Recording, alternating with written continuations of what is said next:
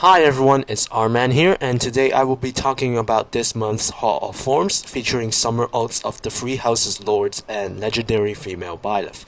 Here are the recommended skills to get for each unit, and I will talk about each of the units one by one. So first, let's talk about Summer Edelgard.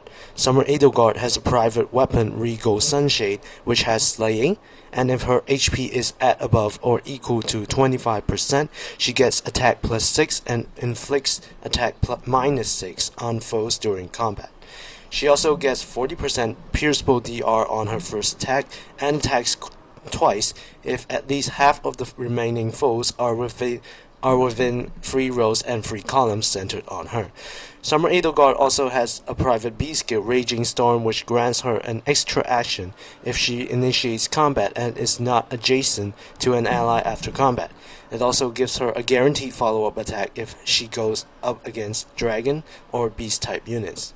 So her private base kit is very good before, but nowadays it's very lacking because it provides 0 true damage and flat DR to herself. She cannot Gale Force with her B slot anymore, as she has to get some true damage from newer B skills in order to actually do damage to modern foes. So here are 2 builds for Summer Edelgard. On the left is the player face build and the right is the Near Save build. I recommend getting the player face build because her future weapon refine should match her original playstyle as a player face Gale Force unit. So in the Hall of Forms, you should get her private weapon and reposition Gate as her assist slot. You can also get Harsh Command Plus or other skills, but reposition Gate is the rarer option. For her special slot, you must get Armored Blaze for the 40% unpierceable DR so that she can survive against modern units. It also boosts her damage based on 40% of her defense, which is good. For her A slot, you should definitely get Sly Sturdy Bow for Sly Sturdy Blow for the player face build because it gives her a guaranteed follow-up attack and 5 much needed true damage. For the B slot, you can get Wily Fighter 4 or Slick Fighter 4.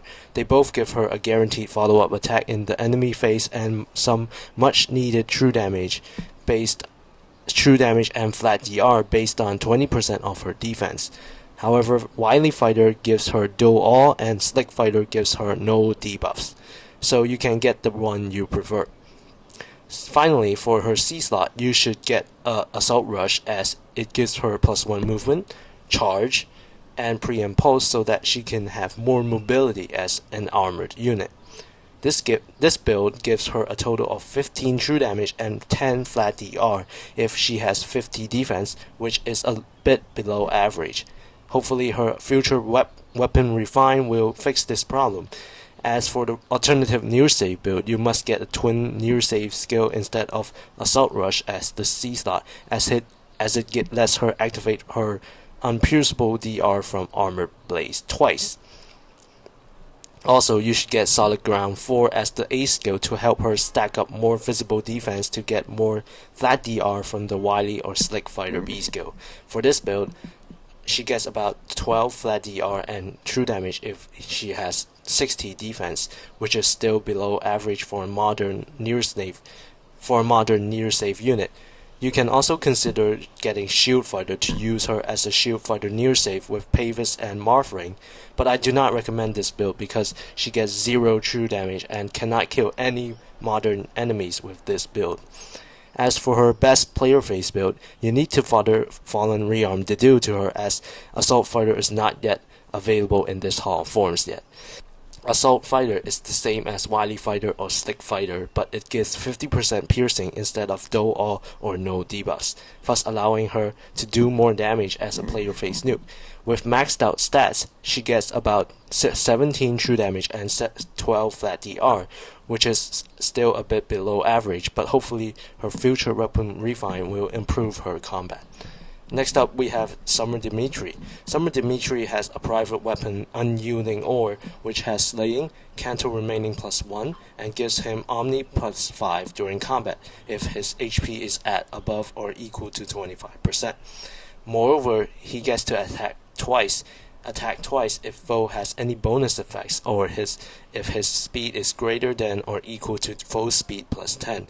His private B skill, Atrocity, gives him true damage based on 25% of his attack, and does Omni -5 plus Pulse Smoke on foes after combat if foes have HP above or equal to 50%. His base kit actually gives him some true damage, but he has 0 flat DR. Also, his B skill requires foes to have 50% HP or more to work, so he actually will do 0 damage to foes at lower HP. Thus, newer B skills may be a better choice to help improve his consistency. Here is a sample build for Dimitri as a player-face melee nuke. As an axe cav, Dimitri has more A and C skill options, but he mainly still serves as a melee nuke regardless of what skills are chosen. So for this Hall of Forms, you should get his private weapon, Harsh Command Plus or other assist skills with plus in it, and Haze Slice. Haze Slice is better than No Quarter because Dimitri is severely lacking damage reduction. Therefore, the 40% unpierceable DR from Haze Slice is perfect for him. You can get No Quarter if you get really unlucky, but know that the special will give you 0 damage reduction. And for the A skill, you can get Blue Skies 4 or Attack Speed Excel, depending on whether you want to maximize Dimitri's true damage or flat DR. I recommend getting Blue Skies 4 because it gives him minimum Canto 2 and is a much rarer skill than Attack Speed Excel. However, you can definitely go for either one of them. As for his B skill, you can get Momentum 4 or Assault Force. Personally, I would go for Momentum 4 because it is a much rarer skill, gives more true damage, and allows Dimitri to trigger Haze Slice on his first attack, helping him nuke and survive more consistently. However, you can get Assault Force to give him 50% piercing and no debuffs. For the C skill, you have a number of options. You can get Shadow Shift to reposition your allies during Canto, Fatal Smoke to ignore miracle effects from Rhea or other units, or you can get the Attack Speed Insight Hone to get the incited status to Dimitri and his allies. I recommend getting the Shadow Shift skill as it is a rarer skill and costs more slots to inherit than other C skills due to it having no bridge fodder available. For my recommended build, you will get a total of 24 true damage but 0 flat DR. 24 true damage is good, but that little flat DR makes Dimitri very fragile and he might need external desperation support to kill most units. Finally, for his best player face build, you need to fodder Groom Selef for his new Potent Assault B skill, which is not available in this Hall of Forms yet. Potent Assault gives you true damage, piercing, and potent follow, which helps him nuke more units. However, he still lacks flat DR from this build, so you might consider getting Attack Speed Excel, but if you get the Excel skill, you will lose the max 8 true damage from the Blue Skies 4, which will greatly decrease his nuking potential.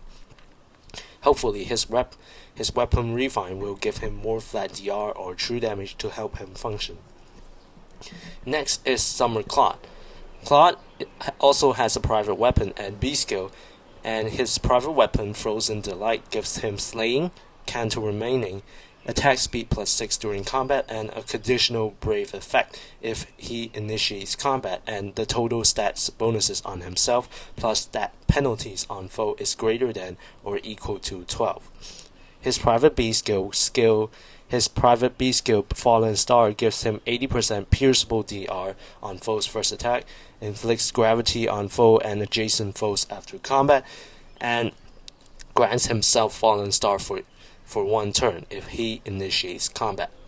His base kit was once good, same as Summer Edelgard, but now it is very lacking due to it having 0 true damage and flat DR. Same as Edelgard, Claude needs to ditch his B skill or else he will do 0 damage to modern foes. So here is my recommended build for Claude as a player face ranged nuke. Claude has no real way to get flat DR as a dagger unit besides external support, so he mainly serves as a player face ranged nuke. As a ranged nuke, Claude should keep his private weapon, get Harsh Command Plus or other assist skills with Plus, and Lethality for the 100% piercing when special triggers.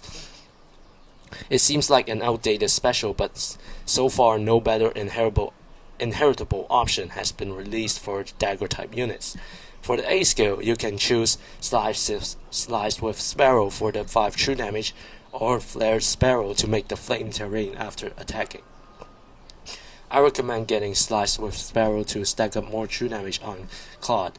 For the B skill, you should definitely get Speed Taker 4 for its true damage, and it is the best B skill for dagger units so far, which also gives no speed debuffs and no guard. The Speed Great Talent is a nice addition, but you get the skill mainly for the true damage based on 20% of unit speed. You may also get Assassin Strike if you get very unlucky for some true damage based on 20% of foe's defense. You might be tempted to get Potent Disarm, but do not get it, as the skill provides 0 true damage. If you get that skill, you will do 0 damage to modern enemies even with potent attacks. For the C skill, the best skill to get is definitely Active Lookout, as it gives Flat Canto 2, allows Shadow Shift Distance Swap, and gives Desperation, allowing Claude to quad attack foes without hardly bearing. For my recommended build, Claude gets around 13 true damage but 0 flat DR. He is a glass ranged nuke with below average true damage and can be stopped easily by hardy bearing far saves. For his best player phase build, you can get all of the skills from this Hall of Forms, and he will get a total of 17 true damage with maxed out stats, which is still a bit below average. Hopefully his weapon refine will give him more true damage and flat DR to make him a better nuke. Last but not least, we have legendary female Byleth. Legendary female Byleth got her remix and refined about 8 months ago, and her skills are still usable. Her refined weapon has Slaying, gives herself and her allies within 3 rows or 3 columns stat bonuses, 30% pierceable DR, no guard, and neutralizes foes' cooldown charge +1 effects during combat. Also, it gives her max Omni +11 during combat and true damage based on 20% of her speed. She also gets full piercing when her special triggers. Her refined private C skill Goddess Bearer 2 gives her no follow-up, orders warping, and attack speed +7 at start of turn if there is an ally within 3 rows or 3 columns.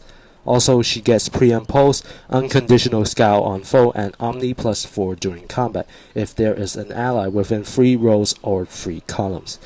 She has a usable refined weapon and a pretty good private C skill. Therefore, for her Hall of Forms build, you do not need to get a new special or new C skill, as her base special Rupture Sky and private C skill Goddess Bearer 2 is already the best options for her.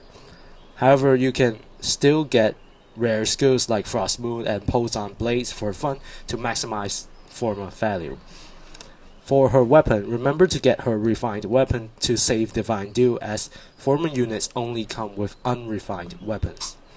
For her assist skill, you can get the rare Reposition Gate skill or the Harsh Command Plus skill, etc. to maximize her arena scoring. For the special, you can get Frost Moon for fun or just get her base kit special Rupture Sky.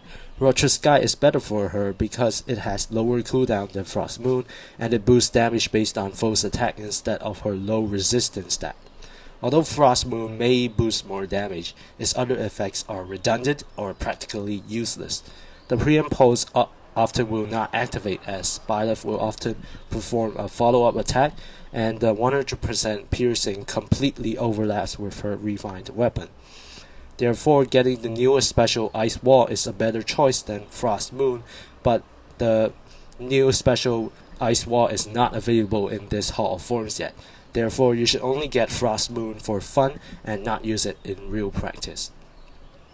For her A skill, you can choose between the same skills as Summer Claude, either Slices Sparrow for the true damage or Flared Sparrow for the terrain. For her B skill, I recommend getting Resonance 4 instead of Occultist Strike if you will spend Dragon Flowers or get merges on Legendary Female Byleth. This is because Resonance 4 gives her at least 40% piercing on her normal attacks while providing similar true damage to the Occultist Strike skill, if not more. Even if you do not spend any Dragon Flowers or merges on her, you can just use a +5 Sacred Seal. You can just use a +5 HP Sacred skill to get her HP up to 45, which still utilizes the Resonance 4 skill well, as you can get 10 true damage and 50% piercing on normal attacks. Moreover, Resonance 4 is a rarer skill that costs more inherit slots than Occultist Strike. Therefore, I highly recommend you to get Resonance 4 instead of Occultist Strike, mainly to get the piercing on normal attacks and good true damage. Lastly, for her C skill, you can get pulls on Blaze for fun, but she mainly will want to use her private C skill Goddess Bearer, as it gives her no follow-up, preempt pulls, and unconditional scout, etc. For her recommended build, she gets a total of about 21 true damage at base stats, which is about average, but 0 flat DR. Therefore, she is a glass range nuke that can be stopped by modern far saves easily, unless she has external desperation or miracle support. For her max player phase build, you should equip her refined base kit with the skills from this Hall of Forms. She gets a total of 29 true damage at max stats, but 0 flat DR. Her true damage is quite good, but again, she is very fragile and will be easily stopped by modern far saves unless she has external desperation support or the miracle support from other allies. She may also need brave attacking support to kill some meta far saves or far saves with shield fighter like Dual Ice Sphere. And finally, here is a quick recap on what skills you should be getting for each unit in this Hall of Forms. Thank you so much for watching until the end, and please subscribe to see more videos like this. Goodbye.